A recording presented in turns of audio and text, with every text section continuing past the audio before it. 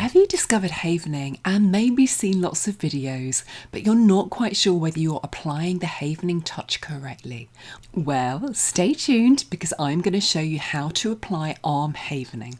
By a semi-firm, assured, but calming and nice and slow, form a consistent touch.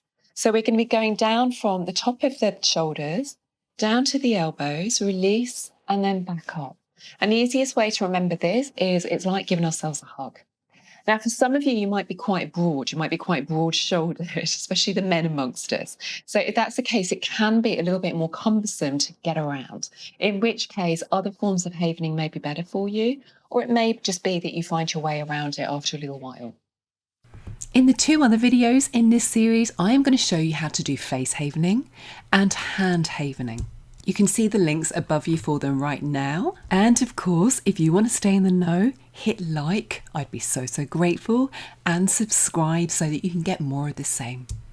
And this is a snippet of my practical havening series. And if you're curious and want to discover how to use this brilliant technique to become calmer, more optimistic and healthier, then you can find the link in the comments and descriptions below to find out more.